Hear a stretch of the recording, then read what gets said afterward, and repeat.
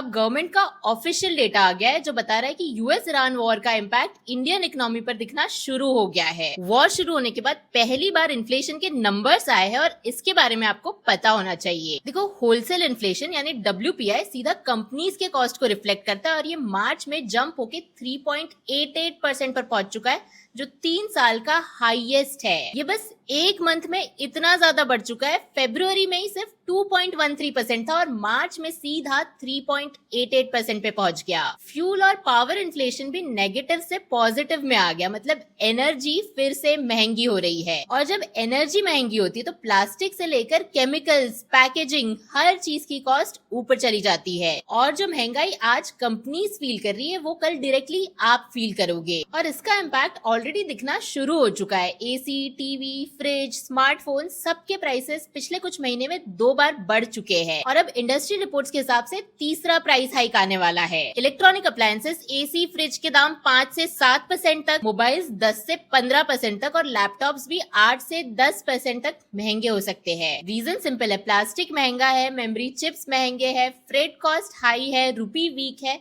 हर तरह से प्रेशर आ रहा है। और सिर्फ इलेक्ट्रॉनिक्स ही नहीं, डेली लाइफ भी इम्पैक्ट हो रही है। सोप्स और डिटर्जेंट्स तक के प्राइसेस बढ़ रहे हैं और जहां कंपनियां प्राइसेस नहीं बढ़ा पा रही है वहां पैकेजिंग छोटी कर दे रही है, मतलब दाम वही लेकिन पैकेट छोटा। इसे श्रिंकफ्लेशन कहते हैं। पाम ऑयल जैसे रॉ मटेरियल्स 20% से ज्यादा महंगे हो चुके हैं, ऊपर से पैकेजिंग और ट्रांसपोर्ट कॉस्ट अलग। यानी साइलेंट इन्फ्लेशन ऑलरेडी स्टार्ट हो चुका है, बस आपको धीरे धीरे फील होगा। आरबीआई ने भी अब क्लियरली बोला है कि इकोनॉमी तो स्ट्रांग है लेकिन रिस्क बाहर से आ रहा है और इन्फ्लेशन नेक्स्ट ईयर 4.6% तक जा सकता है। मतलब अभी जो हो रहा है वो सिर्फ शुरुआत है।